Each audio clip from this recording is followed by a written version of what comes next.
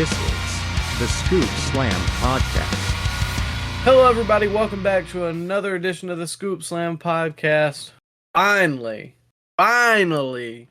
we've made it to our Dynamite and SmackDown review. It's been a month, but we're here, and we're going to be talking about some Dynamite, talking about some SmackDown, and we're going to talk a little bit about the all-in ticket sales. Before we get into any of that, though, my name is Micah. I'm your host.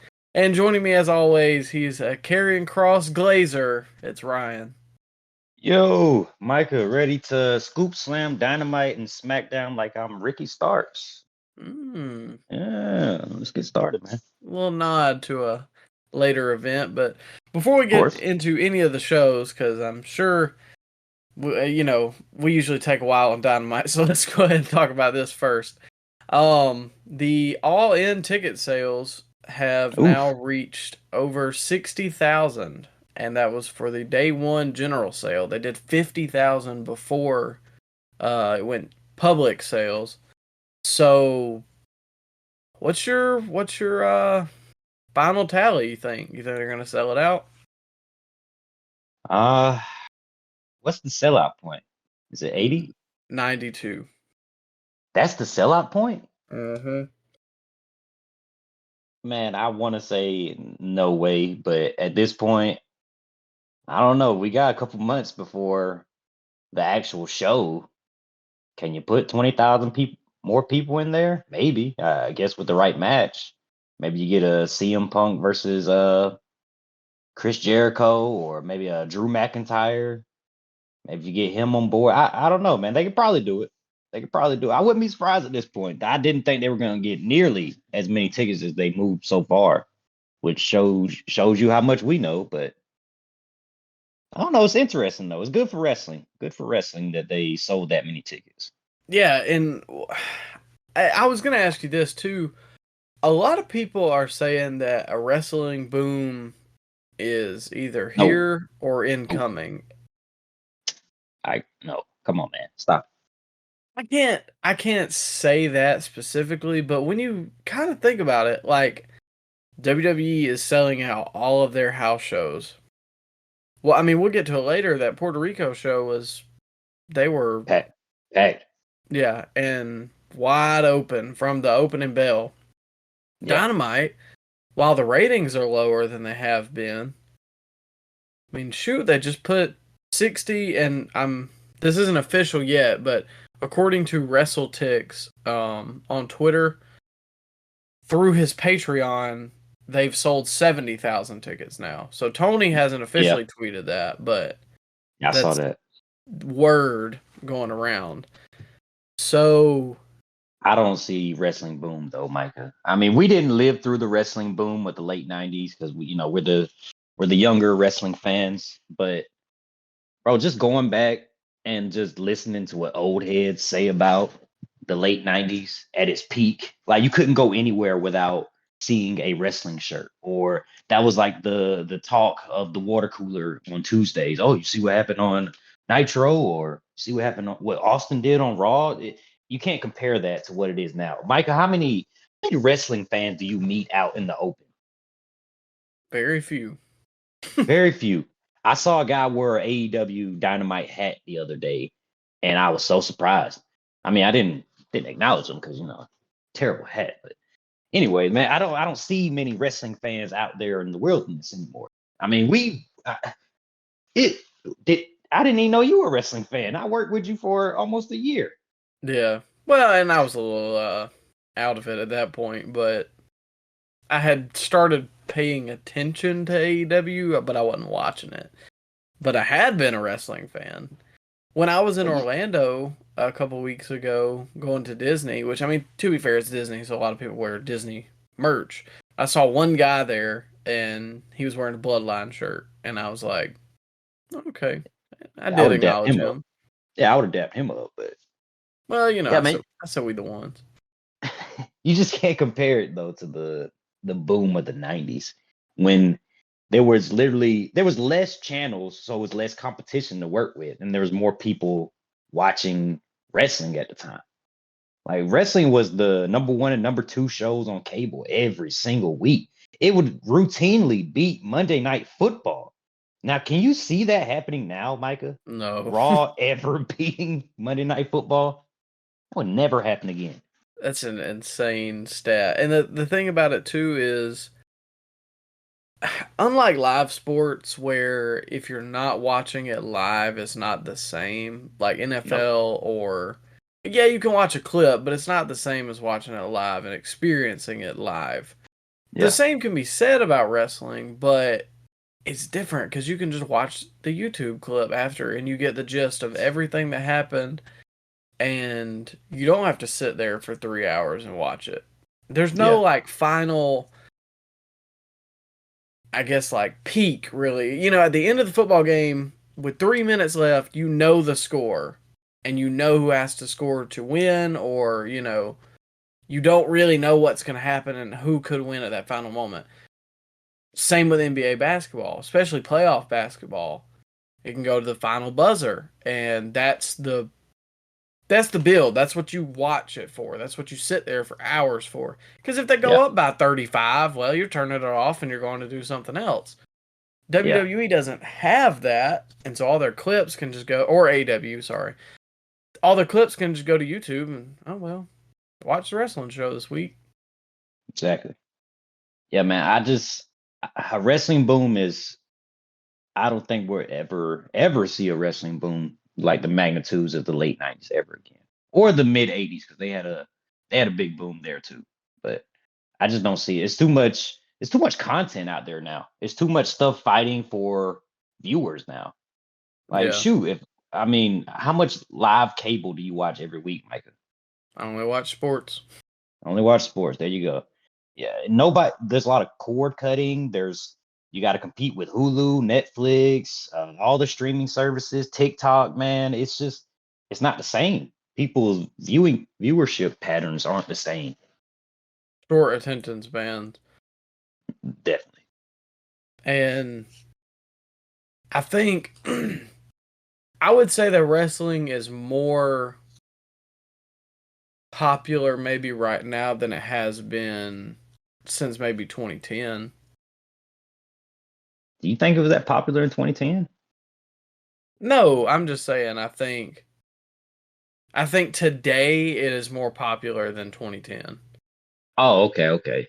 Yeah, I can see that.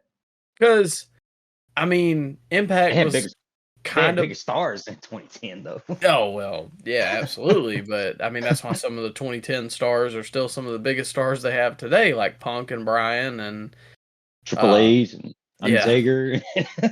Yeah. But I think that when you, like, do you think, aside from WrestleMania, do you think WWE would have done these giant stadium shows then? You know what I'm saying? Like, could they have done a Clash at the Castle then? I don't know. I think WWE is one of the only, like, well, I'm not gonna say one of the only, but it's one of the live sporting events that benefited from the pandemic, because shoot, how can we miss you if you don't go away? When they came back to live crowds, man, they were selling out like crazy. And weirdly enough, the how can I say it? The boredom of sitting at your house got a lot of people back into wrestling, especially because it was one of the only live sports going on. Like, I know some of my wife's family that watched that year's WrestleMania because it was like the only thing on, really, other than like reruns of whatever was happening. And what's happening? The show? It was a good show, man. I used to watch it with my dad on like TV Land. You ever see that show? What's happening? I don't know what you're talking about. Okay. Let's move on. Anyways, I think that wrestling is maybe a little bit popular than it has been for the past little bit. And all in all, even coming from you, WWE bandwagoner, stockholder. Okay. All right. It's a good thing that AEW sold all these tickets. Yeah, I guess. I'm still gonna be hating from the background, but but it's positive for the wrestling business. Yeah, good for him. You're so bitter. Anyways, moving on to how somehow they pack 70,000 in the arena, and then they can only get 700,000 to watch their TV show. AEW Dynamite from March 3rd. Oh boy, May 3rd. That was like last time we covered Dynamite. Yeah, and I can Baltimore. see now why. Are they in Baltimore? Yeah, because Max made some joke about Lamar Jackson. That's the only reason I knew that. They open up with Jane from Starship. Nope. Jane from Jefferson Starship. There we go. Oh, yeah. How dare you? And this is, don't quote me on this, but I don't know how many weeks they've opened up with him opening the show since he won the All-Atlantic title, maybe even before that. But the second that I hear the opening note, I want to skip his match. I did. The only reason I stuck around is because I've never seen Roderick Strong, so I was going to give him a chance. Well, I've seen Roderick Strong before, but I wasn't sticking around to see what he was going to do in this match. I skipped toward the finish, man. So it was Cassidy and Cole and Roddy and Bandito versus the JAS. Isaiah Cassidy. I probably would have watched it if he was in this match. No, I wish it was Isaiah Cassidy. Orange Cassidy. Oh, okay. And, let me go and say this. If this is your first time listening to the Scoop Slam podcast, we do scoops and slams. Scoops are our positives, slams are our negatives, and scoops, I have one, and is the only positive from this match. The post-match stuff, to me, was good. After the match, Cole and all them won, obviously. Cole and Cassidy and Jimbo and Fisher and the rest of the gang. Cole ran out of the ring immediately after getting the pin, which I thought was weird too. Shouldn't Roddy get the pin since it's his first match in AEW? Cole bolts it to the announce table where Jericho was, and he levels him into the background of the announce table set. They brawl, security splits them, and Jericho was, holding his head and like, get this lunatic out of here. I thought that was well done. If nothing else in this match was well done, I'll give him a compliment for that. Why Jericho just standing there while he was charging at him? He was right there at the monitor. He saw him running towards him. Well, why did he let that happen? Why did he let that happen? Maybe he thought he could take him since Cole's so malnourished. Well, but why? You got a point there. But why didn't he just take his headset off and like actually get in a fighting stance? He just stood there, looking at the monitor, talking. What was that? You got me there. I don't understand. I don't know. He just stood there. I was like, Jericho, bro, are you okay? And his commentary sucked too. I skipped toward the finish, so I heard him on commentary. He yells a lot, and I'm not sure if he's a babyface commentator or a heel commentator. Sometimes he'll give praise to the babyface. Oh, is he still doing Rampage commentary? I know he was for when they started it. I thought he was, but then I saw the firm deletion, and he wasn't anywhere to be found. Well, then never mind. Maybe they took him off. Yeah, he yells a lot, and I don't care for it. Not as good as Mr. Brooks on commentary. Oh, no, sir. Or Mr. Brooks' Diet Soda on commentary. John, my diet soda. Those NXT clips are gold, where he just hates being on NXT the entire time. Oh, bro, that's hilarious. I still go back and watch those from time to time. I did Crazy Chicks. Oh, okay. Can I hit you with my my slams? Go ahead. I'll kick us off. Double stack, as we coined it a long time ago. All right. Orange Cassidy kicking off the show again. It's terrible, man. I personally tune out, like you said. I skip forward. I just can't sit through this joke anymore. Not funny. And he kicks off the show every single week. Are we gonna is Daniel Garcia finally gonna take it off of him next week? Probably not. So we're gonna get more Orange Cassidy singles matches to kick off this show for months. Is he ever gonna drop this title anytime soon, Micah?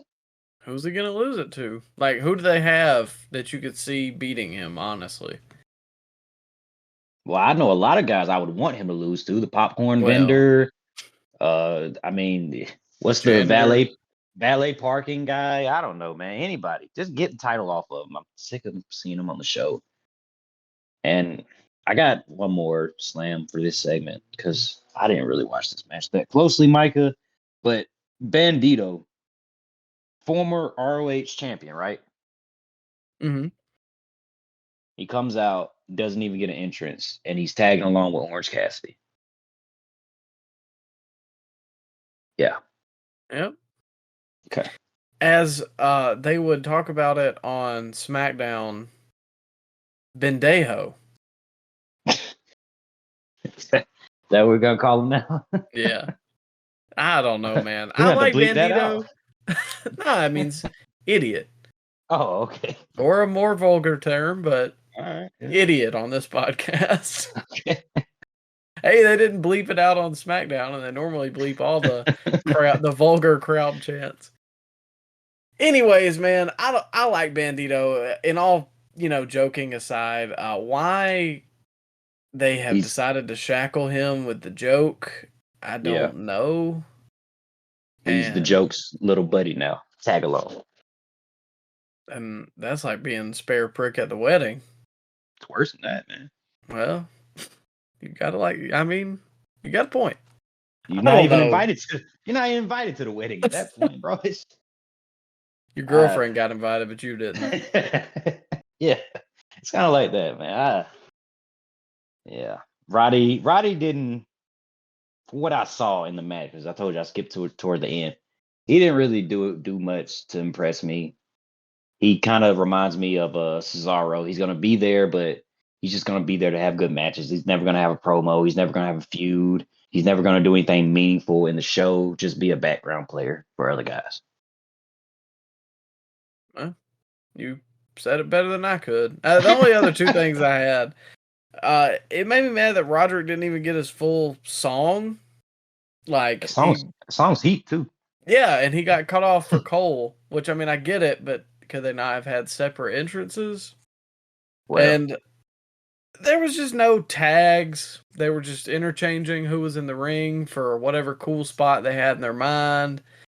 At least at the beginning. Now, they did later, but, I'm in the ring now because we talked about this spot in the back, and, oh yeah, I've got to get in the ring now because I'm the legal man. Like, there's no rules enforcement, and then when they try and do rule enforcement, it's stupid because there's never any rule enforcement. Like last week, we didn't get to talk about this, but Sammy pulled a table out, put Darby on the table, did a double cannonball through the table.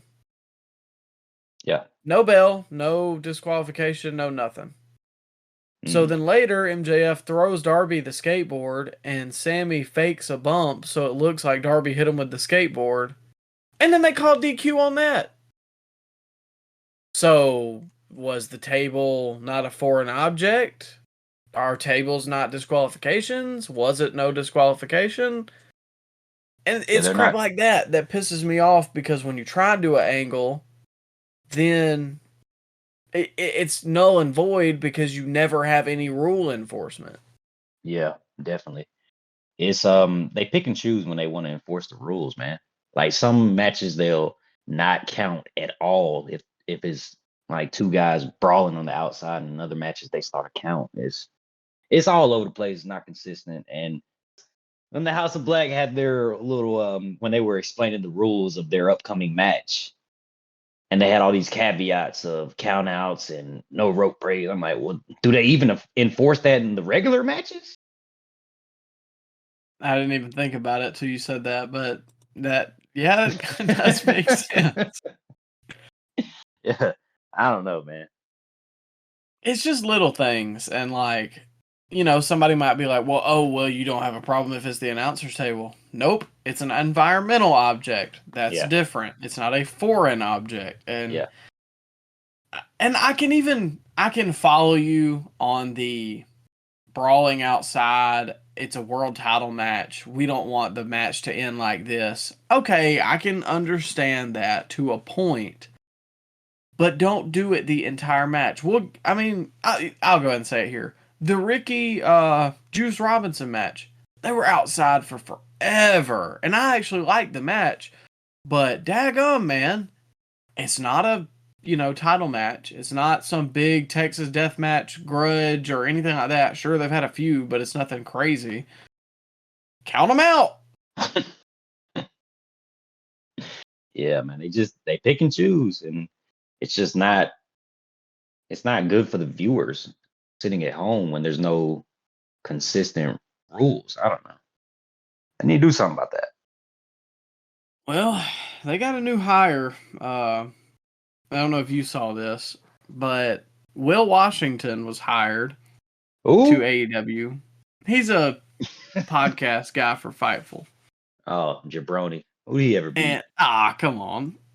He's related to Swerve. Will Washington. You don't know? He's always on the press scrums. He's from... So he's an elite jock strap sniffer, huh? God. I'm just saying. Anyways, he got hired to help Tony Khan book and keep storylines and stuff straight. So... Really? What's his qualification? What do you think about that? He's a known podcaster and journalist for a couple years now, and apparently people on Twitter said he had good ideas if you listen to his Day After Dynamite show. Mm-hmm. They should have hired Abraham Washington. I would have liked that. Like Kobe Bryant in a hotel room in 2004. Yeah, man, I don't know about this jabroni. He has no... Why not just let Jeff book this show? Well, God, maybe we shouldn't do that. I don't know, man. It feels like there's a lot better minds in the back than Will Washington to book these shows. Like, that was my thought process, but you can't bury the podcasting mind too much, because then who are we? Well, we're unbiased journalists. I might be. You, on the other hand. Well, you're unbiased as long as it's not Ziggler or Jeff Hardy or AJ Lee or something.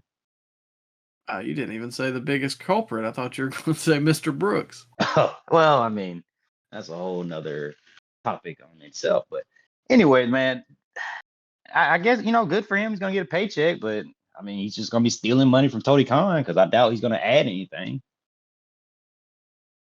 Ultimately, this is what my thoughts came to about it. It's a good hire.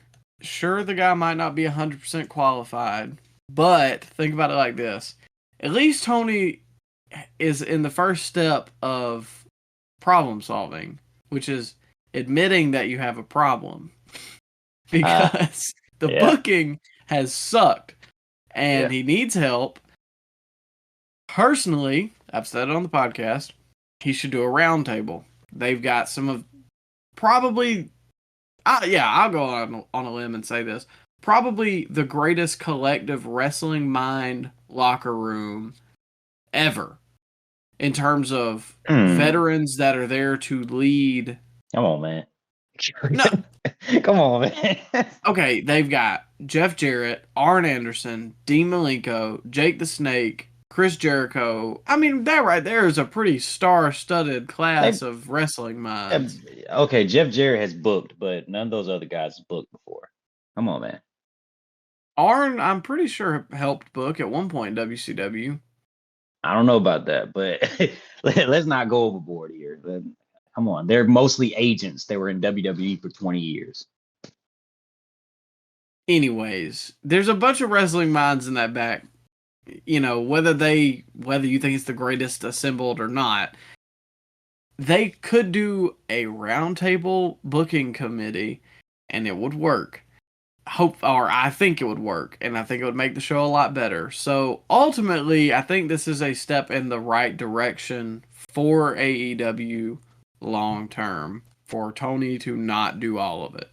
Or maybe it's just Tony paying off these dirt sheet writers again by throwing their boy a bone by getting him a job. I can see that happening too.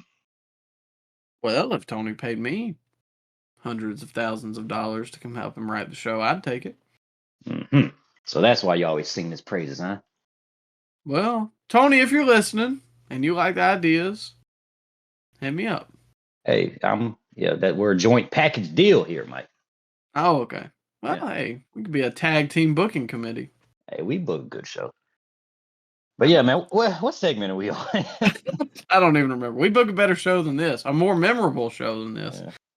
Speaking of not memorable, Willow versus Saraya.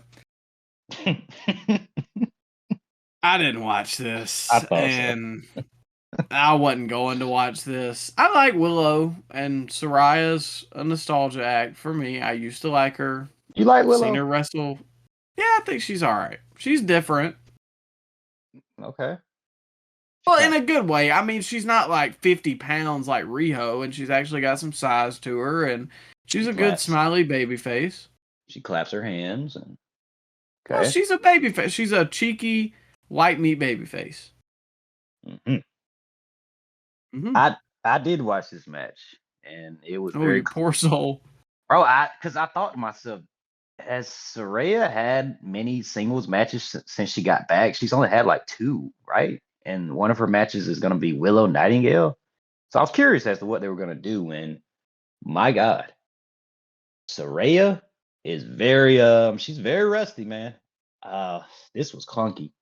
A lot of, if it looked like they were moving underwater at some points in this match. It was not good. Not good at all. Just her or Willow too? It felt like they were on the same page, man. Mm.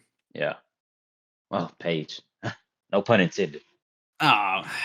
See what I did there?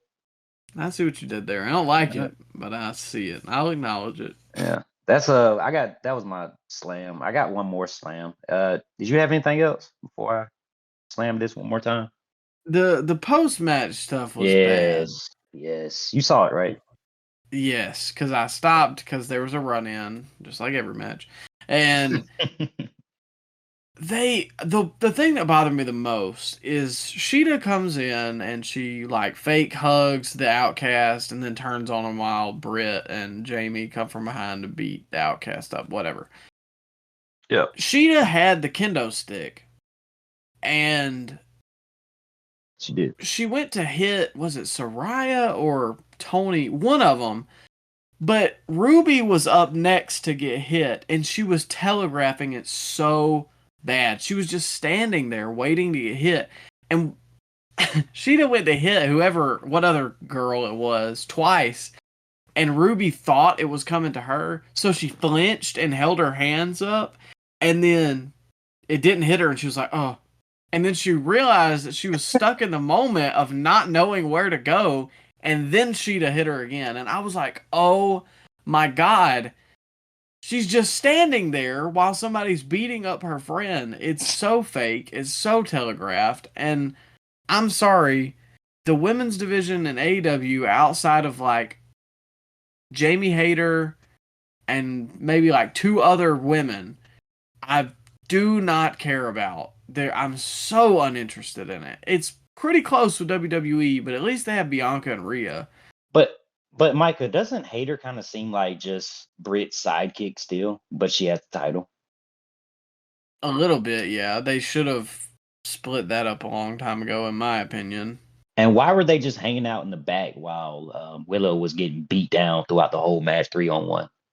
Like, why did that happen? See, I didn't watch the match, so I didn't think about that. But you got a good point. Yeah, they kept on interfering throughout the whole match, and then nobody was there to help. What happened to Riho? What happened to Hayter and Britt? They all stayed in the back throughout the whole match while she was just getting tormented by the 3 ladies. It made no sense. Well, it wasn't time for their spot. Oh, well, of course. Of course, how could I be so blind? Why would I go out there? I mean, Ryan, if you were getting beat up, why would I go out there and help you if I got theme music to play? Gotta hit the theme music, brother. But they didn't hit the theme music. They just appeared out of nowhere at the end of the match. Well, if you're ever getting beat up, I'll wait till they beat you up and they're unsuspecting of any run-ins, and then I'll come from behind and help you after you already should have been brought to the hospital probably 30 minutes ago. Like a true wrestling tag partner. I appreciate that. Yeah, I always got your back. Thanks. Anyways, this sucked. Yeah. Do you have anything else you want to talk about on it, or you want to move on? Nah, man, slam it to the next segment. Well, you already kind of hit on this one, House of Black Open Challenge. I think it's interesting.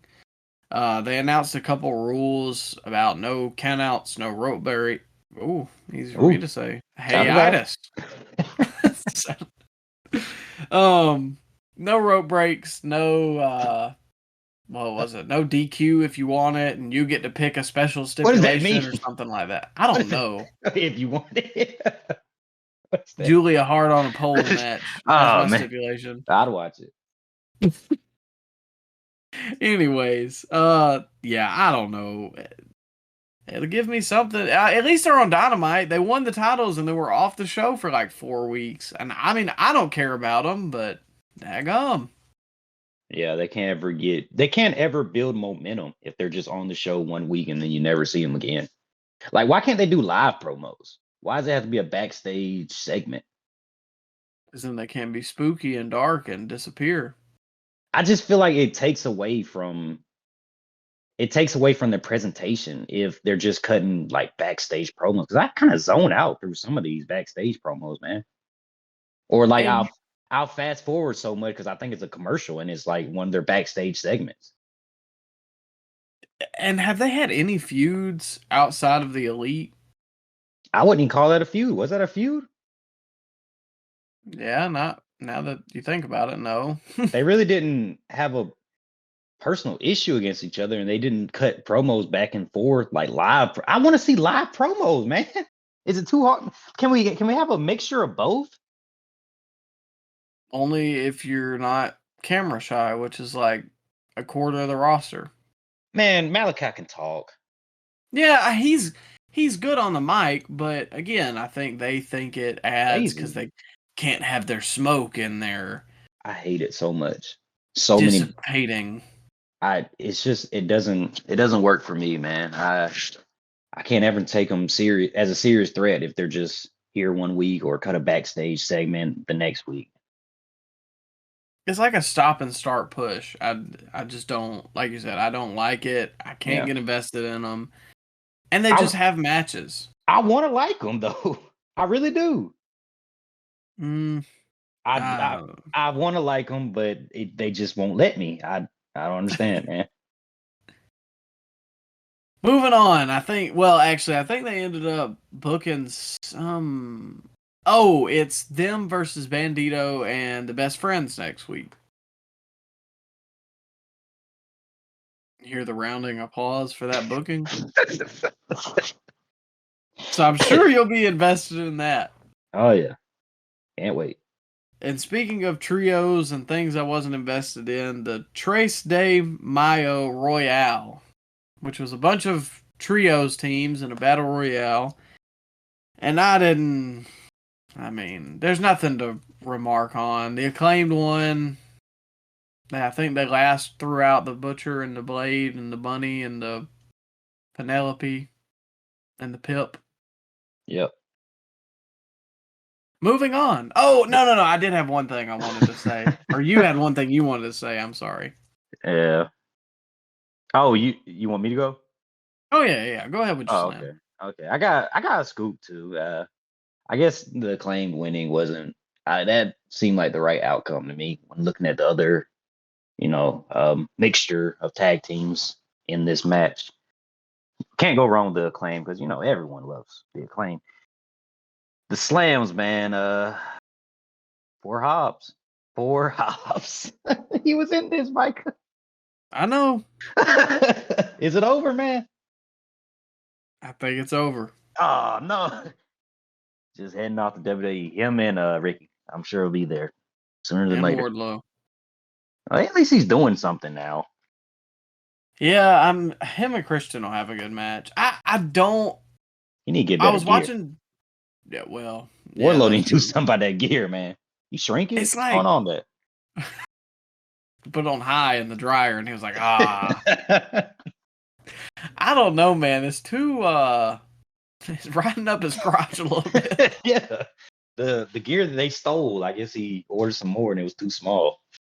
I didn't even think about that. Get some Wardlow, a piece of advice, get some more half short ones that you were wearing to, begin with, and not these a little get the Kurt Angle singlet and don't wear the Andre the Giant singlet.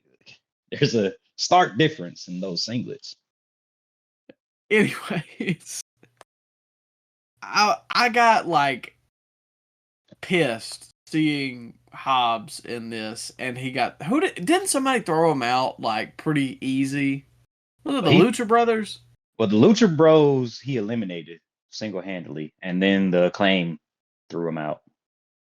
That was it. Yeah. I don't mind the Acclaim throwing him out, I guess, but do you not have Hobbs as a bigger star? Yeah. He looks like, the prototypical WWE guy. He's jacked. And he used to be a little, like... chunky? A little chunky. And he got, right. He cut down. He looks great. His entrance is really cool with the fire and everything. And then you see QT following him. How did they not have something for this guy? Well, they got QT for him. That shows you what to think of him. He's not even bad on the mic. What's wrong? What disconnect am I having that Tony, just doesn't see in this guy? Well, he probably sees one thing in him. Oh, well. You know why. I'm just saying, as a booker, I would be over the moon about having a guy like Powerhouse Hobbs. Especially seeing that he's willing to put in the work to, get his body right and look like a main event guy. Yeah. There is no way as a booker that Will Hobbs would not be in my main event scene. You got Jungle Vacuum and as a pillar, but Hobbs is in a battle royal. That's blasphemous, man. And how old is he? Do you know right offhand? No, I don't. He's got to be in his 20s, though. Late 20s. Maybe early 30s, but I doubt it. Hold on. Will 32. 32. Okay, so he's plenty of time on his hands. Exactly. He's a good worker. I don't think he's been wrestling for that long. Got a good backstory with the Book of Hobbs stuff. You could feasibly get another 10 to 15 years out of this guy. But instead, no, we're just going to, waste it. He's just going to do whatever for QT. Start and stop pushes. Start and stop. Moving on before I get too pissed off. I think I already did. Yeah. Sammy and MJF were in the back. I like this.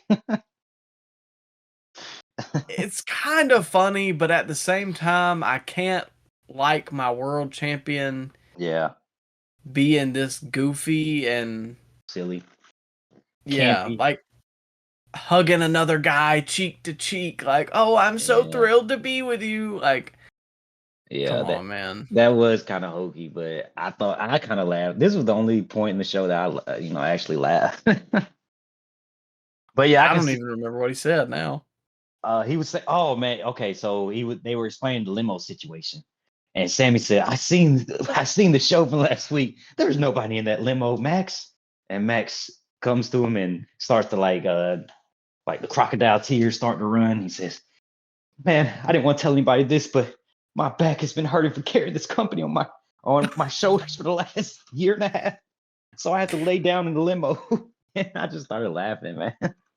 I remember that now. Yeah, that was good. MJF delivers the material well, but it's just some of the other stuff I don't understand. Yeah, if this was a mid card stuff, it'd be pretty perfect. But I can see how this being a world, I can't see Roman doing something like this. Exactly, that's my issue. Yeah, I understand. Well, speaking of former MJF, protege, or speaking of one MJF protege to another, let me fix my transition. Wardlow squashed another job guy, and after the match, he called out Luchasaurus and Christian, and he basically said, I'm a monster, and Christian, bring yours out here, and we're gonna settle this right here and right now. Christian comes out. Christian says, no, you're not fighting Luchasaurus. You're fighting me, which, thank God. So I like the Wardlow squash stuff.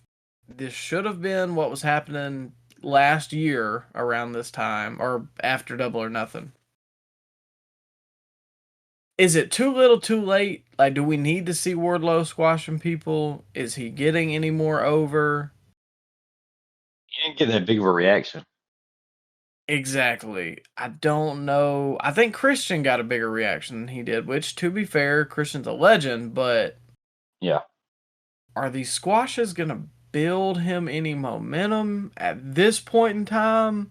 It didn't do it for me. I kind of started when I heard Wardlow's music, I just went to the kitchen and started making some food. And then when I heard Christian's music, I came back out. But yeah, man, I don't know. I'm over Wardlow at this point. And again, same thing with Will Hobbs. A guy that I would be over the moon about as a booker to have, because he looks great. He's pretty good in the ring, I think. He's a little rough around the edges on the mic. Pair him with a guy like Arn, okay. And all he's got to do is his little power bomb thing a year ago, and he was so over. You could have had a month of him squashing people on Dynamite, and it would have been over. Yeah. And then had him a feud with a real guy like Christian. Yeah, he needed more meaningful feuds when he got the title. He didn't have anything to do when he got the title. I don't even remember who he feuded with after the security guards. Samoa Joe? No, he tagged with Joe. I don't know. I forget, man. I don't know. Was it Hobbs? Maybe. I'm not sure. I don't remember. I remember he had a feud with Samoa Joe. I think it was Hobbs, though, because Hobbs and him were feuding, and then... He beat Hobbs? No, they had the triple threat at the pay-per-view, and Joe... that was before Joe turned on him? No. Wardlow and Hobbs were feuding, and they had like a tag team match with Wardlow and Joe versus Hobbs, and I don't even know who now. I don't know. But then Joe turned on Wardlow, setting up the triple threat between Hobbs and Wardlow and Samoa Joe. Oh, okay. Yeah, he didn't have any meaningful feuds. Yeah, obviously not, because we don't hardly remember how we got there. No, not at all. But I'm glad Christian's the one challenging him, and Christian can cut a good promo. They'll have a good match. It's a good win for Wardlow. I just fear that it's too little too late. You think Wardlow beats Christian? Yeah, I think so. I wouldn't hate it if Christian won, honestly. But Yeah. I just don't see them doing that unless Christian was going to have like a 5-month feud, Luchasaurus turns on him, but I think that'd be pretty quick. Well, I mean, they could put it on Christian. Maybe that's the reason they took it off Hobbs, because they wanted to put it on Christian. And they needed Christian to beat a babyface. I would be 100% fine with that. It would kind of kill, well, I mean, you can't really kill a corpse, but I was going to say it kind of kill Wardlow, but I mean, I wouldn't. Just I wouldn't piss cry. on his grave. I wouldn't cry. No. What they could do is Christian beat Wardlow. Wardlow go away for a little bit. Christian turn on Luchasaurus, because Luchasaurus make him like incompetent or whatever, and then have Wardlow paired with Christian maybe, so you could turn Wardlow heel again. Make him a lackey again. Well, just start all the way that's over. True. Start all the way over. I don't know. I don't know what to do with Wardlow or Luchasaurus. MLW. Lower. Beyond Wrestling? Impact? No, Impact's Oh, above them, Impact. maybe. Come on now. Yeah. Anyways, the Briscoes and Jeff Jarrett and Satnam and Sanjay and Jay were all at the Briscoes compound with Mark, The Chicken Farm. the chicken farm, and they were out there helping him on the farm to gain bonus points, I guess you can say, with Mark. This was good. You know, it was stupid, but it was funny. I enjoyed it. Yeah, Mark got some good comedy chops, man. Like his delivery was pretty good in this whole segment. And Satnam in overalls is a sight to behold. I forgot who that was for a second. Like, who was that giant? He didn't even look the same, not in the suit.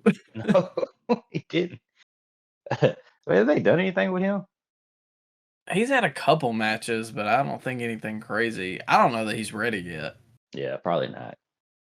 But yeah, man, this segment was quick, didn't overstay its welcome. It felt WWE in a good way, not the bad, stagey, rehearsed lines type of way. This was good, man. I liked it. Yeah, and Papa Briscoe made an appearance. Papa Briscoe, yeah. It was just different. I also like the nod that Jeff Jarrett had the guitar and they were all sitting around and play us another one, Jeff, and he was gonna play With My Baby Tonight, which if you remember from 1996, that was his single that he released with the WWF. Then when he left to go to WCW, they ran an angle where Jesse James, a la Road Dogg, was the real Double J and Jeff Jarrett was lip syncing. So I don't know. It cracked me up when I heard him about to say that. Look at Micah turn into the historian over here. Had to steal your gimmick for the week. And then I'll let it slide. Let it slide. Moving on, Ricky Starks versus Rock Hard Juice Robinson. And this is the feud that's kind of been going a couple weeks with the whole Bullet Club Gold thing, and started with Starks and Juice, then Starks and Jay White, and now it's Bullet Club Gold versus Starks, and Ricky doesn't have any friends, I guess. I actually like this match. What happened to Action? Action Andretti. Oh, I forgot he existed. Him and Ricky were friends a couple weeks ago. I don't know. They had fallen out. I don't know. He got banished to Dark. Well, he's canceled, so hopefully they'll cancel him too. I don't know. All in all, though, a good match. I enjoyed it. I was gonna say probably my favorite match of the night, aside from the main event. They had a couple cool things here. I'll hit you with a double stack real quick. The scoop slam off the stairs was nasty. I wouldn't want to take that bump. So basically, Ricky pulled the steel steps out, climbed to the top, and scoop slammed Juice onto the mat, the outside mat. And I don't know, that was a sick thud, but it's an inventive spot. I can't remember somebody doing that. So props to them for thinking up something like that. And just overall, I mean, I enjoyed this match.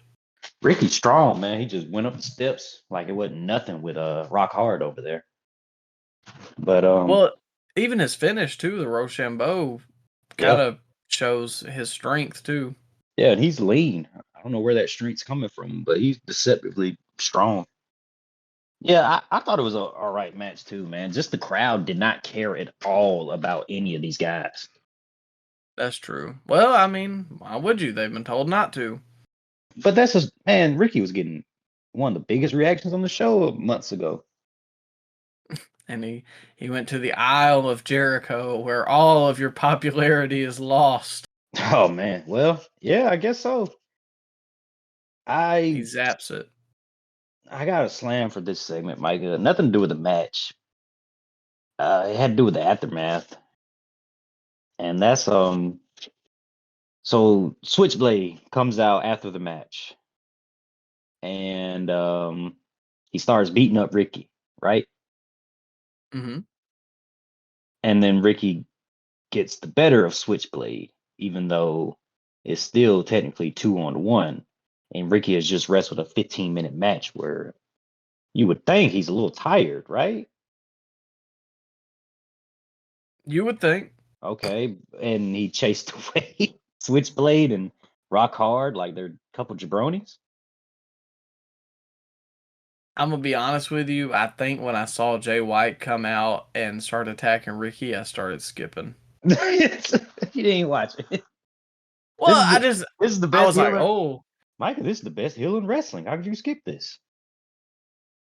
Same thing every segment. Switchblade though, he's better than MJF on the mic, and he's the best heel in the business. What promos has he cut since he got there? I don't know. Has he?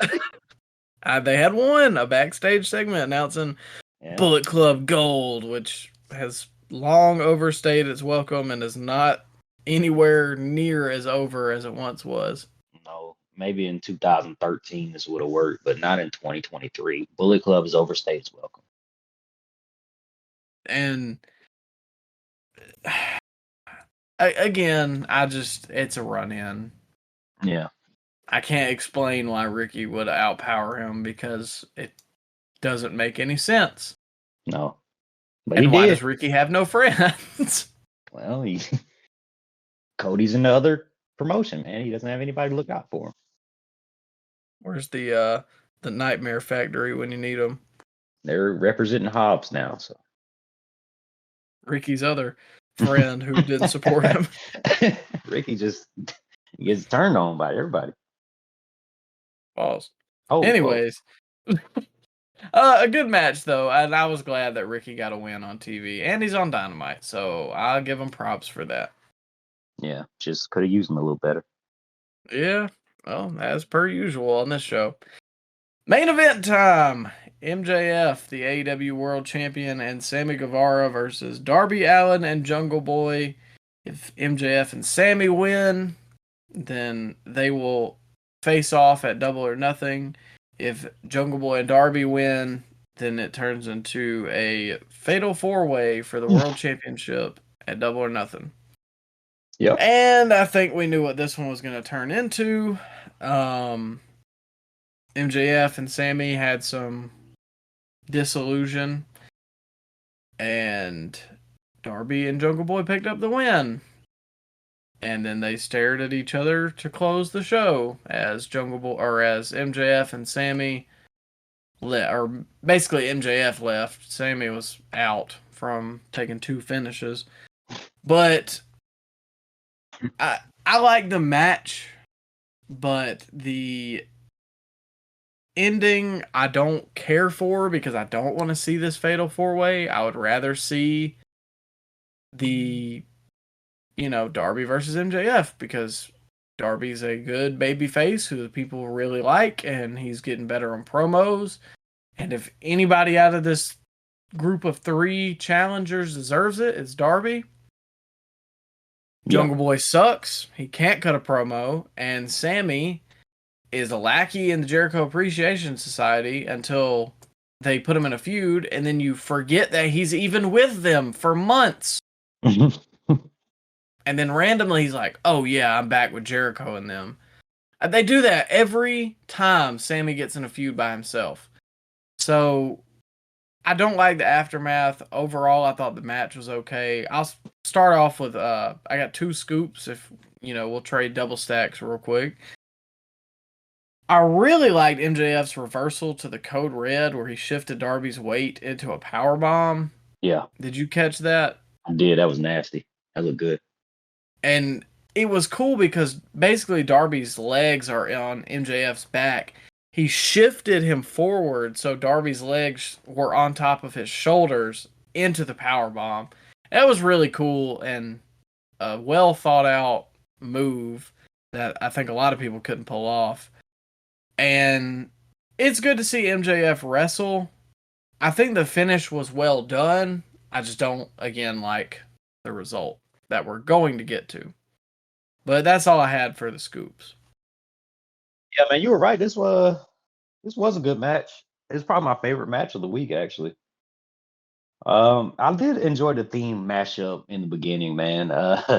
Did you watch the entrances? I don't think I caught it. No, I don't know if I was paying attention. So they merged Sammy's entrance song with Max, and I thought it fit well, man. They added some lyrics to Max's theme, which I really think it needs. But yeah, I thought that was pretty cool. MJF pulled off a hammerlock elevated DDT on Jungle Boy. I don't know if you caught that. Did you see Yeah, that? that was nice. I've never seen that before. That was innovative. MJF on this show is always a good thing. I like when he wrestles weekly, or at least once a month. It always adds something to the show, and they didn't disappoint with this match, man. It was good. He's one of the best wrestlers in the world. Like, no joke, no funny, oh, he's just good on the mic. No, he legit, every time he gets in the ring, he is always solid. Yeah. And it sucks because we don't see him all the time, but it makes you like these matches more. So I can understand it. Yeah. The slams, the eventual slams. And we're always going to have a couple. I think we got one apiece. Yeah. And Not major. no, there was one spot I didn't like because Sammy had Darby in I think it was you'll know the move I'm talking about since you're the statistician of the Scoop Slam podcast. All right. So the move where he's kind of stretching out Darby's chest, where he has his arm pulled back behind. Oh, where he has Darby's abdominal stretch. Yes, thank you. That's the word I was looking for. He had Darby like that, I believe, and Sammy held his hand out for MJF to grab it so he could pull him back further, and that's fine. That was cool. Classic. But, It was classic.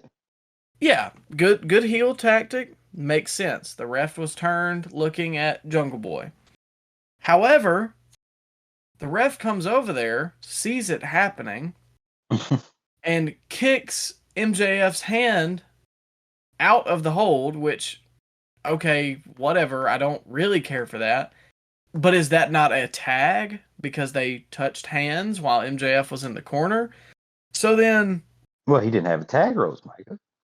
He did, though. He had it in his hand. I don't know. So then they do a little sequence. Jungle Boy comes in, does whatever to Sammy, rolls him in the ring, whatever, I don't know, and pins Sammy. Is Sammy not the legal man anymore? Is MJF not the legal man because they touched hands? Why did MJF fall off the apron after a kick from the ref? Why is the ref hurting the heels?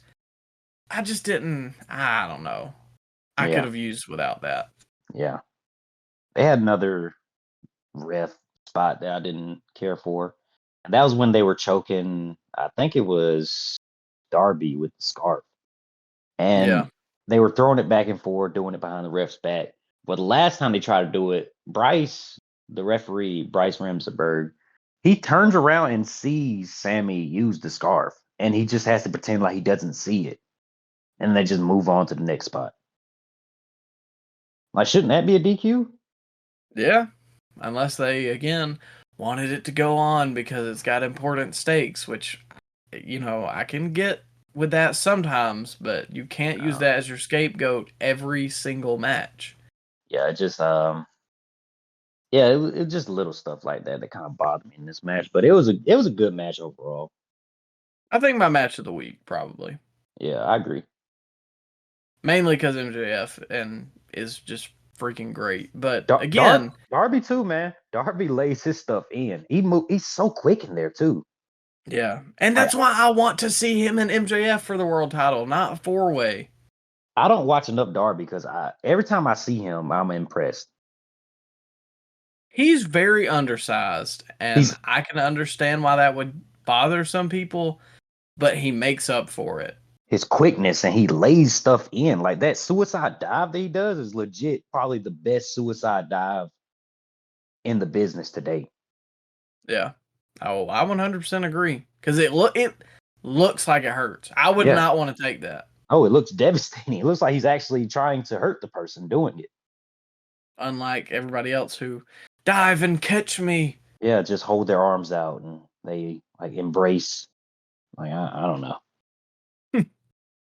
Anyways, overall rating for Dynamite, what you got? I give it a 6.3. That is weird. Yeah, You again with your stats. I like the main event, man. No. It's not weird because the rating is off. Your rating was exactly the number that I had in my head. Oh, for real? Yeah, that's why I was like, so yeah, 6.3 is the tally for Dynamite this week. All right. We did not discuss that either. We just No. Ryan's flexing his analytics again. But moving on to our final show of the week, the last stop before BackLash, which we will have our black. Oh boy, it's oh, hold up now.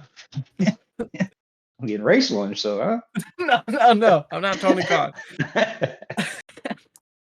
Our BackLash review will be with the Raw review this week, so we'll get both of those in one. So no rumors next week, barring, Vince McMahon retiring or CM Punk returns to MLW or whatever you want to call it.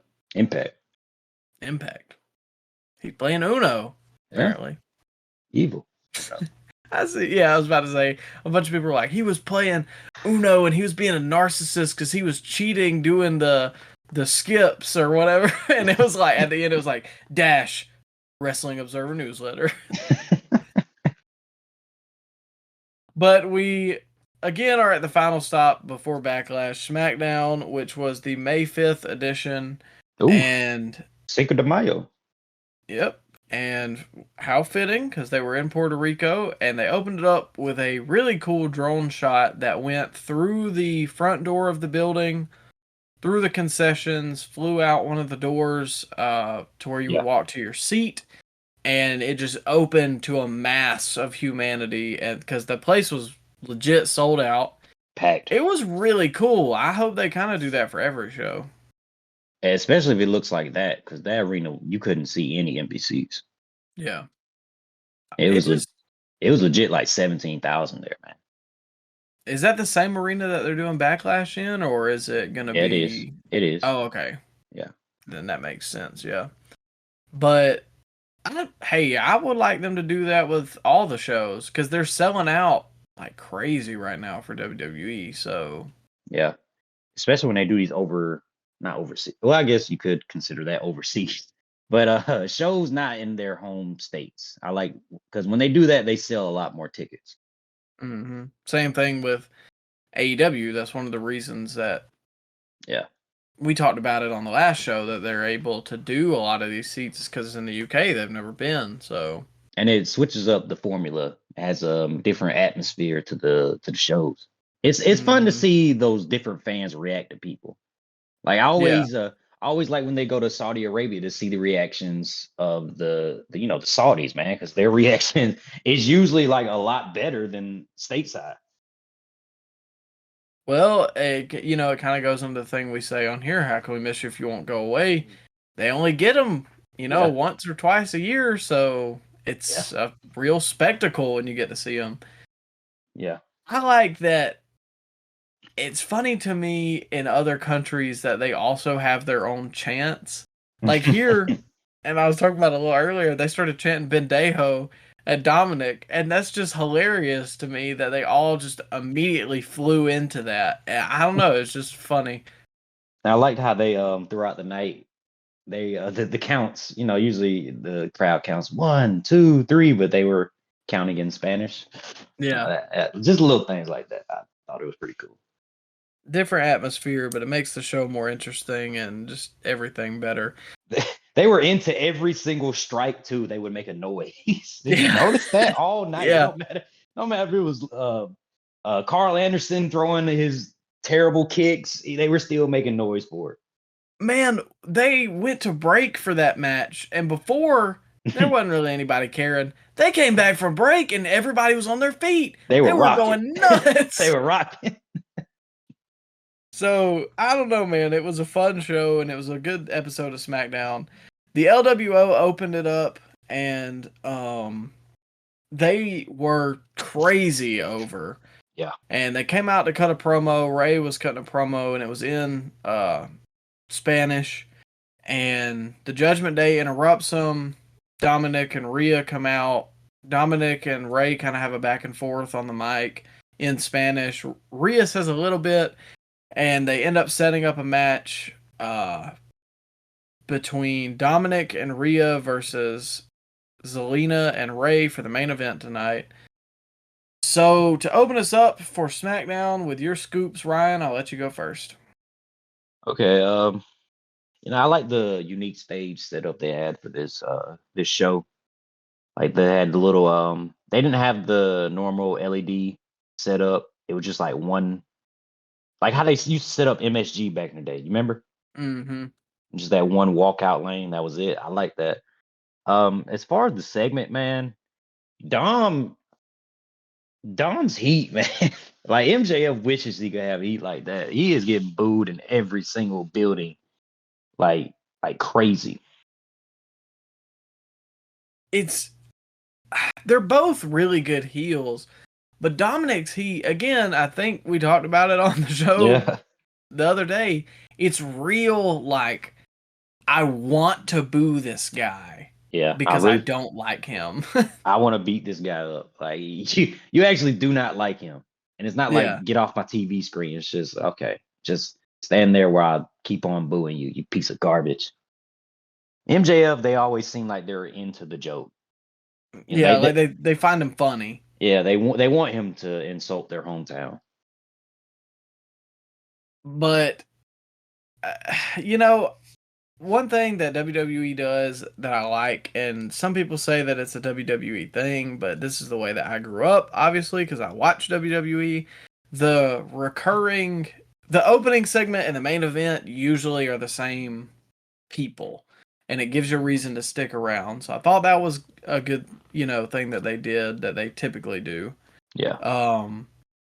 And again, as I said earlier, they were chanting Bendejo at Dominic immediately, as soon as he even went to say anything.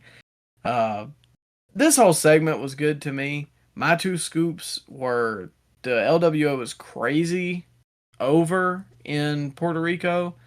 Obviously, it makes sense. They need to push these guys because they could make Santos a star, I think, if this was a long-term push. But again, they lose all the time. I don't understand it. Yeah, they do. So that's one of my scoops, was them being this over. I hope somebody paid attention. And like you said earlier, the merch sales that they've been doing for the third week, it's like the best-selling shirt. So yeah, Triple H, Michael Hayes, Road Dogg, whoever, put some, time and investment into these guys. I think Santos Escobar would benefit, and you could use him for a couple years. Be interesting to see where they're going to go after they feud with the Judgment Day, though. I mean, that's true, but they've got a lot of factions on SmackDown that they just had in the draft. Like, when you look at the draft, SmackDown is extremely faction heavy. Yeah. WWE in general is faction heavy at the moment. That's true. I don't hate that. I like it in, like, here and there, but if they continue to do it, I'll probably get burned out of all the faction warfare stuff, all the run-ins and all the interference. That can get a little tiresome when it's all over the show. Well, yeah, but I think if they do it right, it can be okay. Because I liked all the factions in AEW. It's just when you have a run-in every single week, I don't really care for that. You kind of have to, though, Micah, because you got factions. So you got to, if they're at ringside, what are they going to do?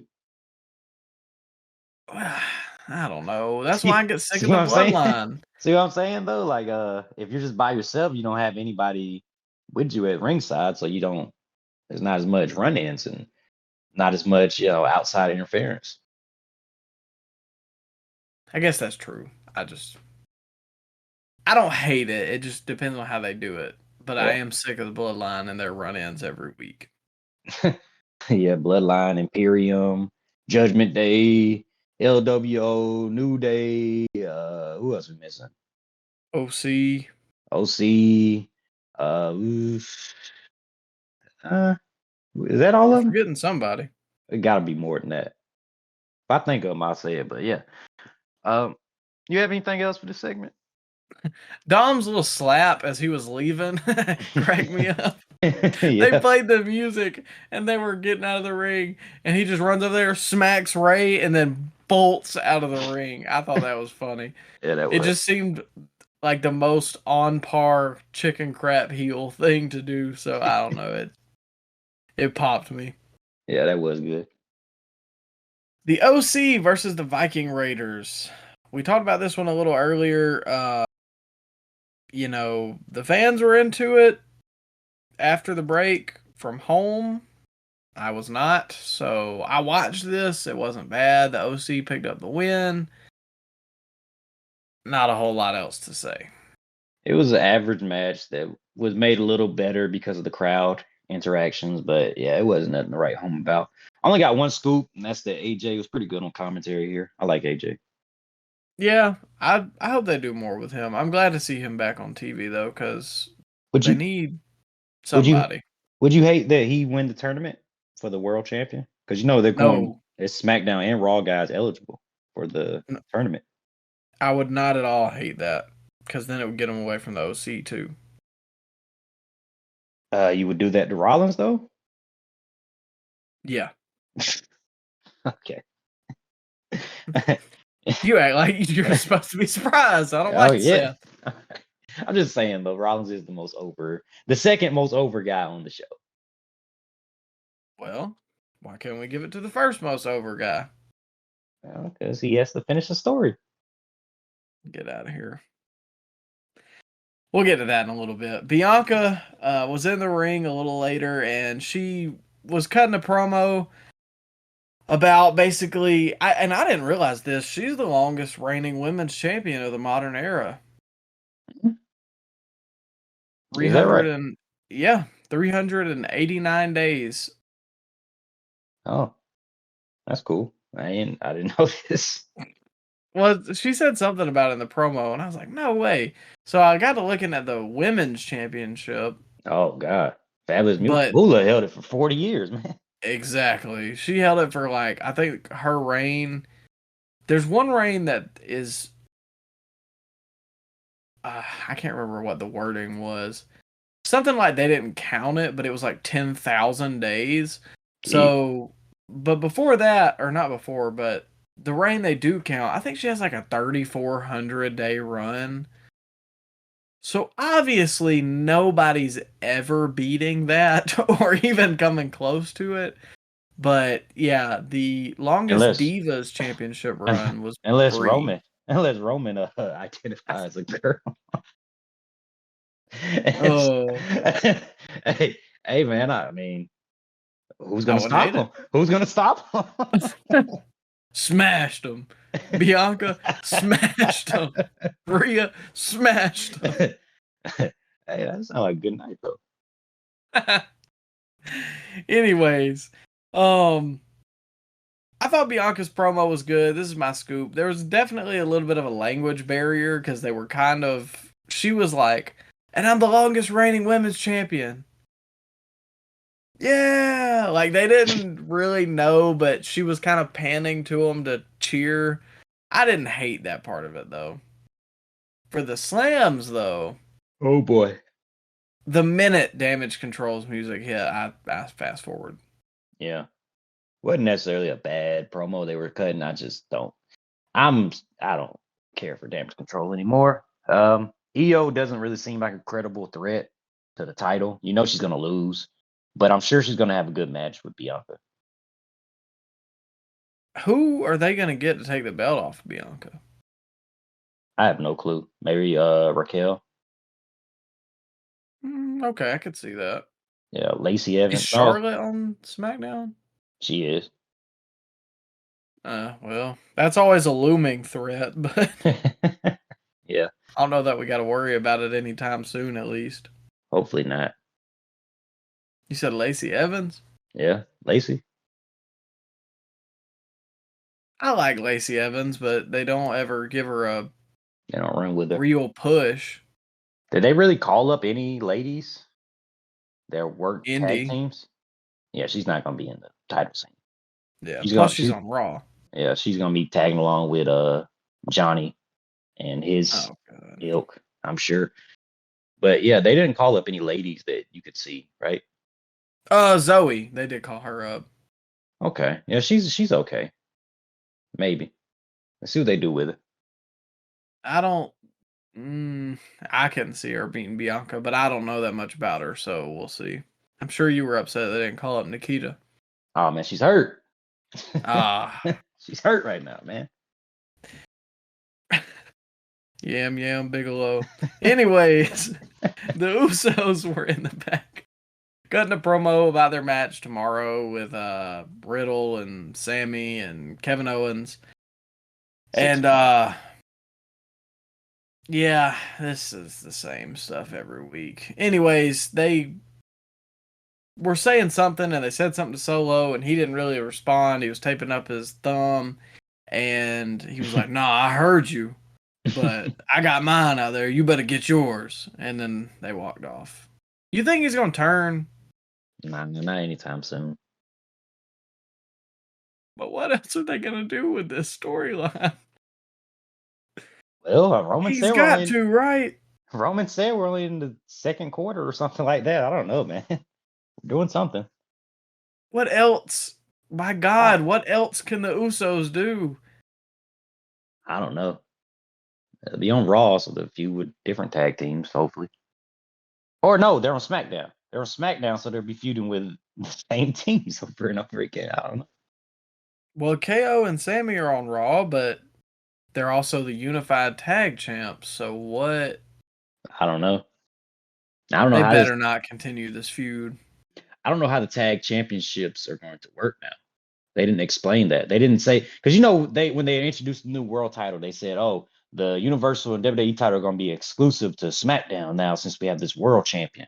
But when they drafted KO and Sammy, they didn't mention that the unified tag champions were going, or we were going to get another tag championship introduced. They didn't mention anything like that. I don't think they have enough teams to split it, though. And what about the NXT women's tag champs coming up? They got called up. So are we going to unify the NXT tag champs with the WWE tag champs? That's a good question. I thought they were going to drop them on Tuesday, but they didn't. And they got called up too. Yeah. So I mean, I don't know, man. You might as well. You don't have no teams. Yeah, I definitely don't understand the women's tag team division. They hardly have a good enough men's tag team division. No, it should just be one set of women's tag champs, and they should go from NXT, Raw, and SmackDown. Yeah. That would make sense. Well, speaking of tag teams, Imperium fought the Street Profits next, and I was fine to watch this match. I think I would have liked it because all these guys are good workers, and it was like 3 minutes long. Yeah. And Imperium did the job. They did. And I mean, the Street Profits look good. Other than that, there's not a whole lot to say. I thought it was way too quick, and I don't understand why they have a heel team losing, because they need a heel team to go up against Sammy and Kevin Owens next. But here we are. Yeah, strange match. It didn't go long, and I had a slam, man. It was just wasn't nothing major. It was just there was a strange interaction at the beginning with Ludwig. I believe he tagged out as soon as the bell rung, but he started the match like he didn't tag out, and the referee didn't try to get him out the ring or anything. And the ref started counting, because you gotta get out the ring by 5 or you get disqualified, right, Micah? Mm-hmm. Well, he started counting, and at 4, Ludwig still wasn't getting out the ring, so the ref just stopped counting. Like, okay, all right then. And and I guess eventually, I don't remember who was in the ring, Montez, or I think it was Montez. He got the best of him, threw him out the ring or something like that. But it was still a weird interaction at the beginning. I remember the tag and everything, and I thought that it was kind of a, I guess, cool moment that they just like tag immediately as it started, but he didn't get I my don't ring. know. I'm gonna say I don't think I paid enough attention past that. Yeah. So, your boy is up next. Your chosen son of the WWE, Cody, came out. And he was cutting a promo about Brock and finishing the story. And it sounds like I'm saying that it's the same thing as always, but I really did enjoy this. And I got 2 scoops. The crowd singing Kingdom when he came out, not only did they do the whoa part, no, they were singing the whole beginning of the song, which is really cool, especially when you think about the song is in English. They were in a whole nother country and they were still singing the words to it, so that was really cool. And he's the best in WWE at the fiery promos right now. In the business. Mm. Who's better? They can give you a babyface promo? I don't think so. I don't know, man. Go back and watch that one before All Out. He could do it one time, but Cody's doing it consistently every week. Punk was kind of like, he was kind of the heel in some feuds, man. Yeah, but I think that's because people... Come on, man. Come on, man. Stop it. We're being biased towards Phil here. Give Cody his flower. He's the best babyface promo in the business. I guess I'll concede. Okay. All right. I appreciate it. I give you Phil's a better heel promo than almost anybody. But babyface, MJF. Oh, come on. It's close. It's close. You can't go wrong with either guys, but you know what I mean, man. Cody is just on another level when it comes to cutting the babyface promos. I guess. Though they're not always my favorite. But they're always consistent. He doesn't go out there and say anything boring. I guess that's true. His delivery is always good. It's just kind of the same thing as Ben for a little bit, but he still somehow gets me invested in it. But when you sit there and think about what he said, it's like, oh, okay. Yeah, he kind of said that last week about finishing the story. And last month. And like the whole build up to WrestleMania. Well, the story ain't finished, Michael. You still telling it. Yeah, but the story got lost. We're still reading. All right, you might be. Anyways, a good promo. He talked about Brock and everything, and I'm morbidly curious at how their match is going to go. It'll be good. They'll go on I guess first, I just right? need to see it. They'll go on first, right?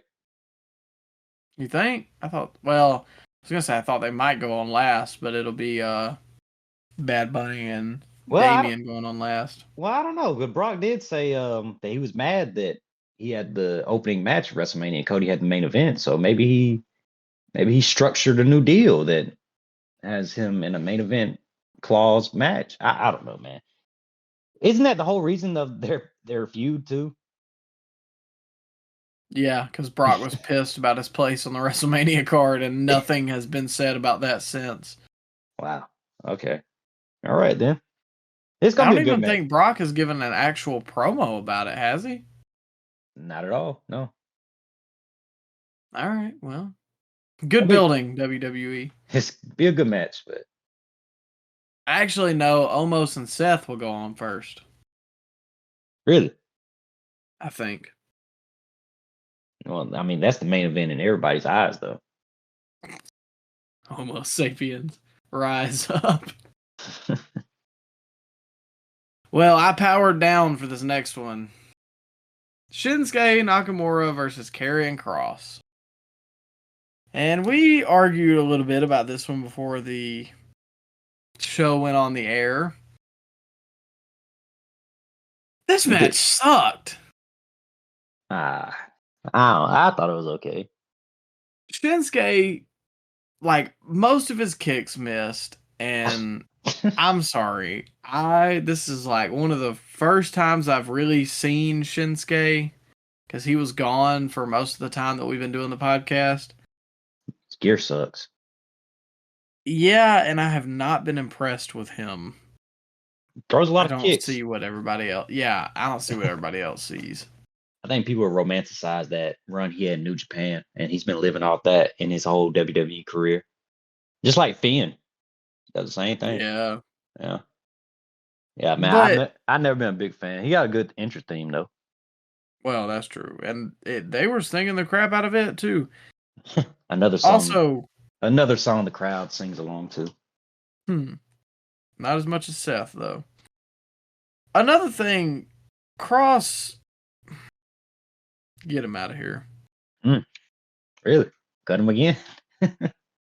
He's not. He doesn't add anything.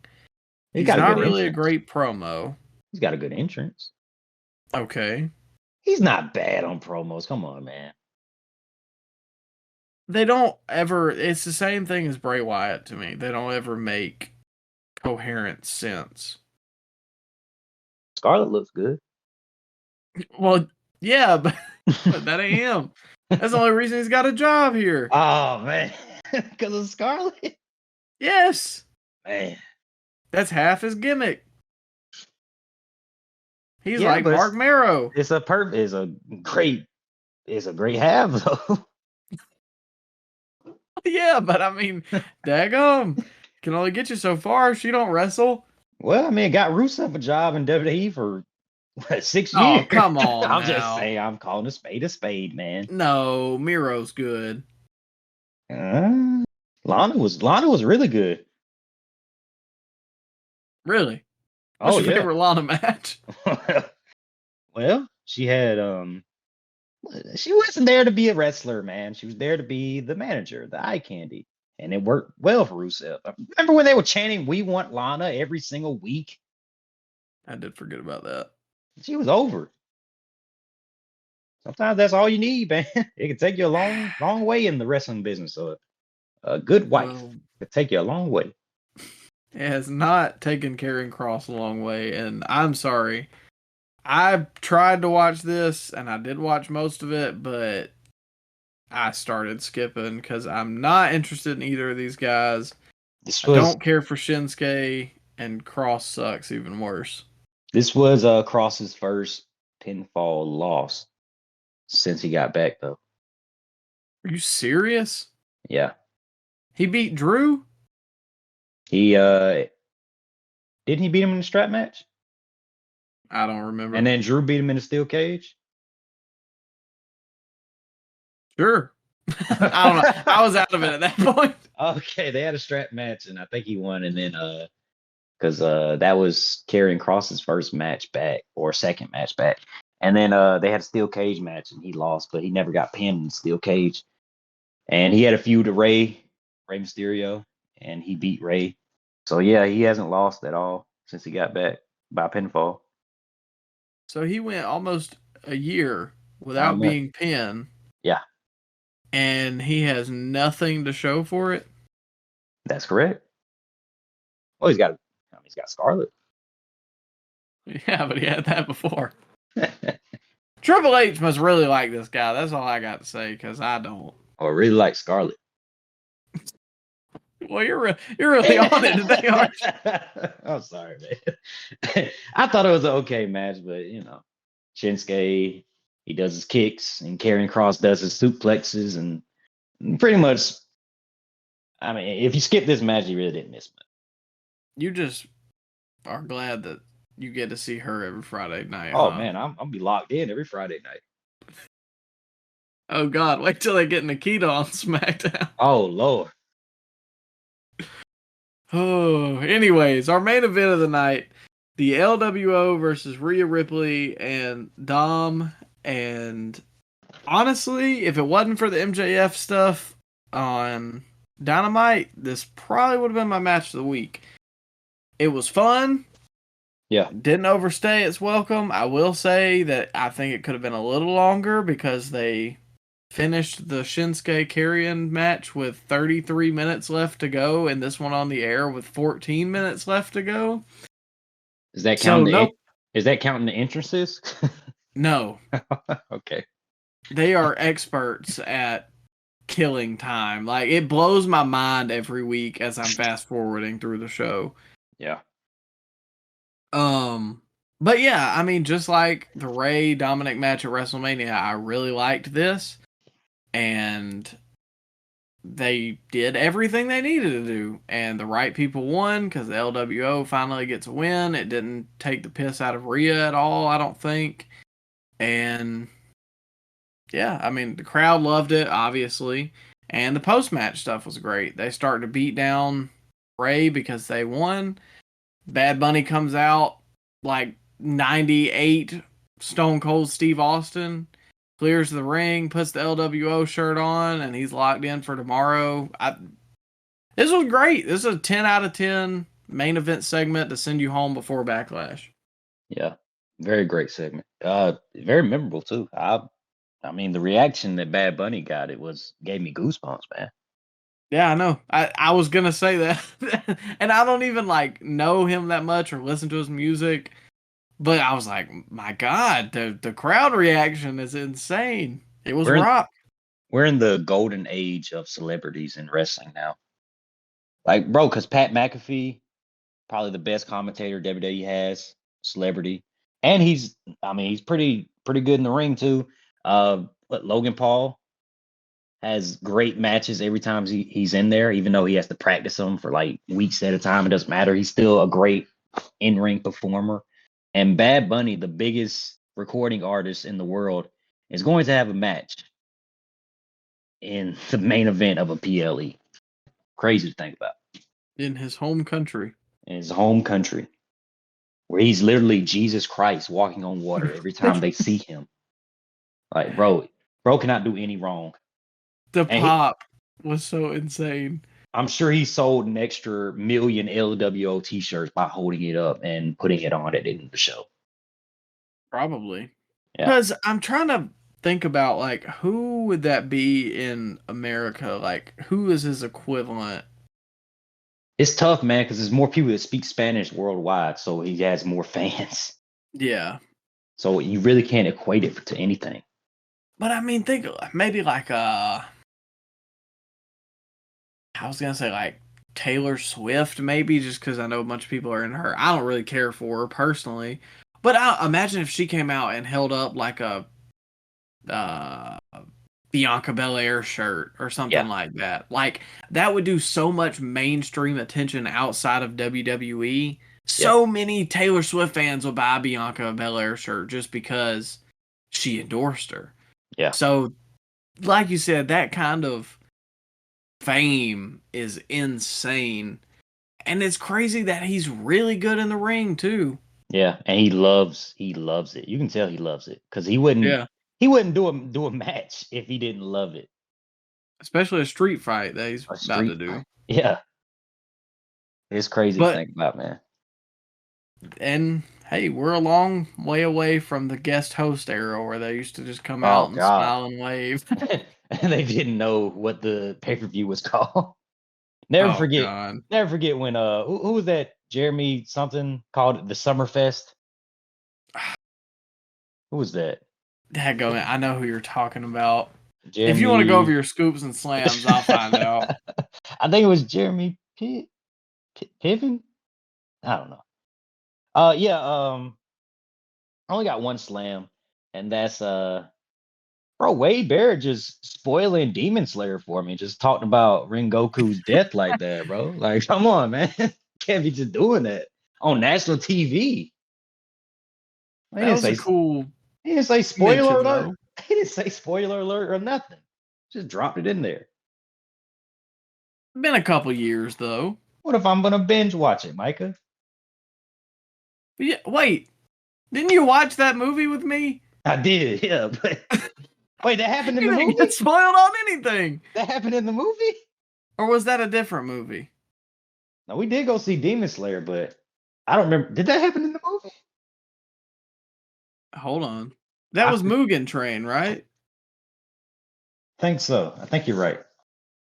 Yeah, that was the movie we watched. You ain't getting spoiled about I'm just saying in general, though. Well, what if I'm a new fan? Well, It's been out for a while. You got time to catch up. Yeah, okay. So so what's the cutoff point before you can spoil anything? Well, think about the Game of Thrones ending. What, can I just spoil Breaking Bad for you right now, Micah? You want me to do that? No, but if you Okay. did, I couldn't be that mad about you if it was just in passing. I'm just saying, though, man, you can't just be doing that out of nowhere. Don't even give a spoiler alert warning or nothing. How dare you? I started watching Walking Dead, and then my manager was like, yeah, when they killed off Glenn, it really pissed me off. And I was like, all right. Didn't that piss you off when you heard that? I mean, it wasn't his fault. It's been out for 10 years. Well, any person with etiquette, with manners, Micah, would not spoil such a important plot twist in the story like that.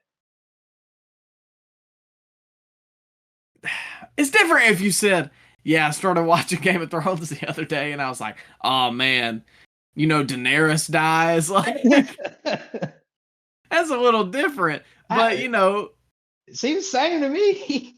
No, because it's different if you said, hey, I started watching this, so I don't know anything about it, compared to, oh, well, this group moment that I'm relating to this is like this thing that happened 3 years ago. Oh, God. I don't know. You're trying to justify it. What, did you have any slams or scoops?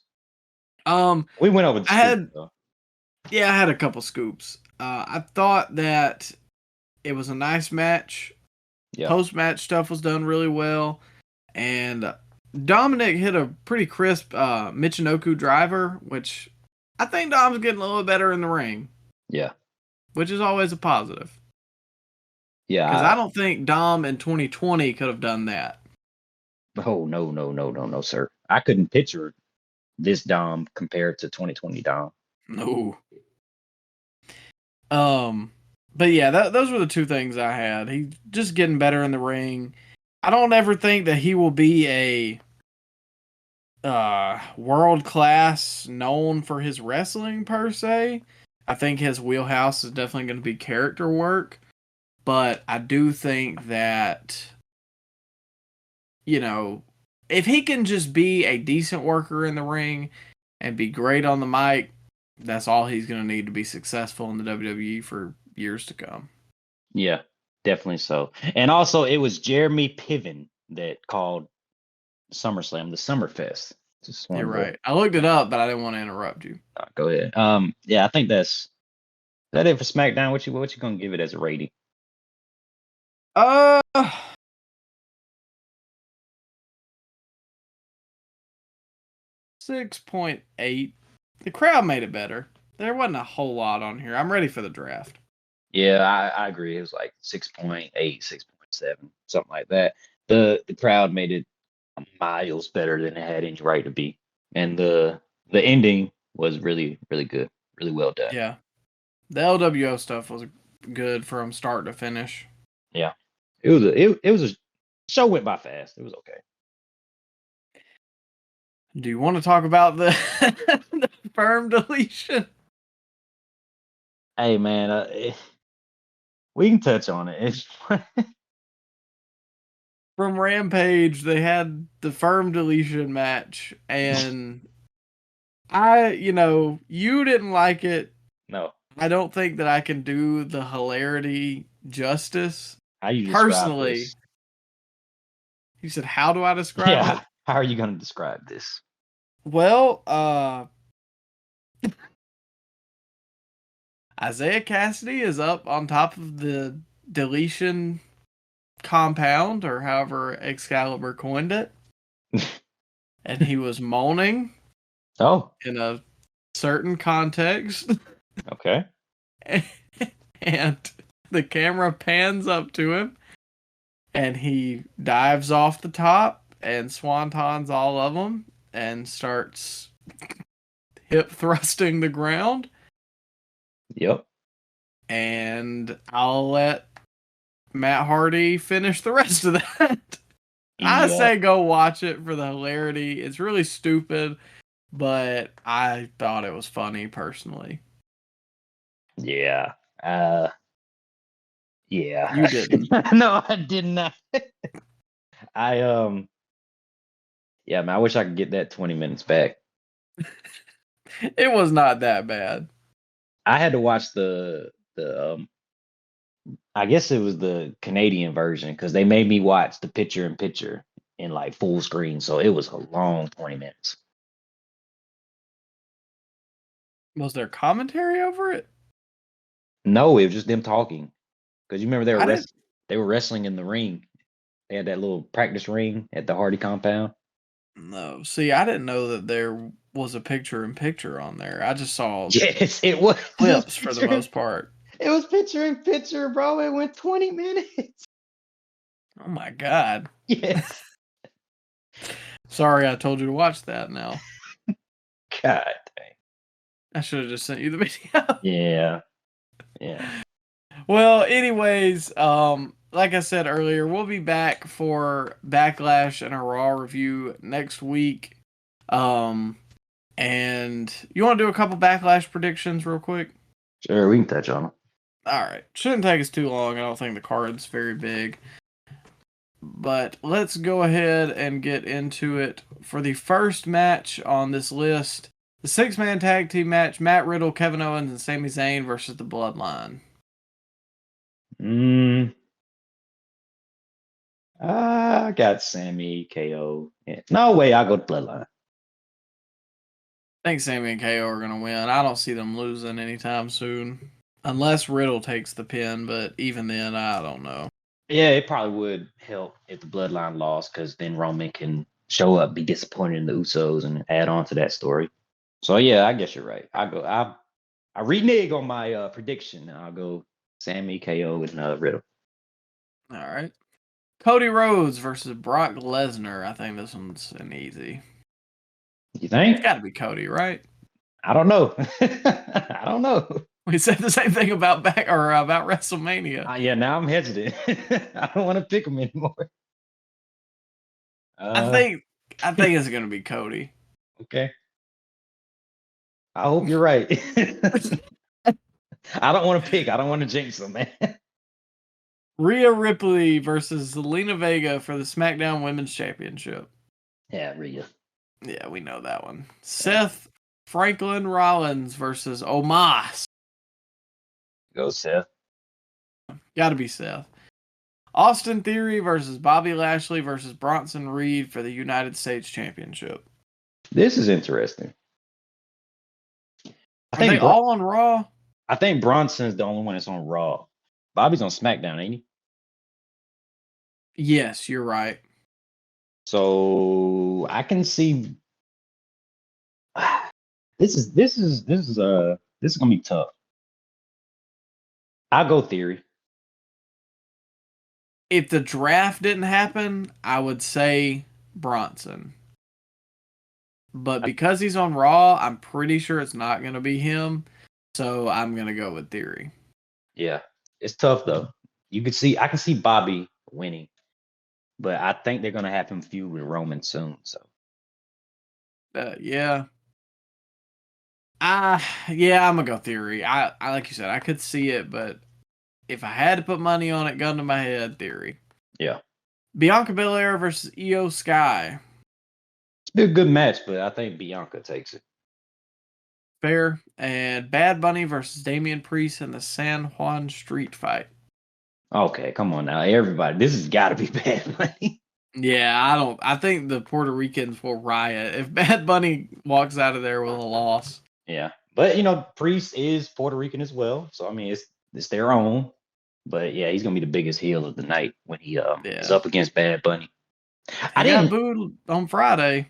Did you know that I think it was his not Bad Bunny, but Damian Priest's aunt. I think his aunt or his mom they taught Bad Bunny in high school. Like they're from the same city, yeah. No, I didn't know that. That's cool though. Yeah. I didn't know they had that much ties together, but I didn't either. I thought they were friends like after they got famous. Yeah, I didn't know they were from the same city, and aunt taught Bad Bunny in high school. But Kevin Patrick told the story on Monday. Didn't make note of it. Makes sense why I didn't hear it then. But anyways, thank you guys for listening to the Scoop Slam podcast. Like I said, we'll be back next week, Backlash and Raw review. Make sure to check us out, Twitter, Instagram, TikTok, and Facebook at Scoop Slam Pod. And make sure to check us out next week. We will have those and hopefully a Dynamite and SmackDown review again. We hope you enjoyed this episode. Enjoy Backlash and have a great weekend.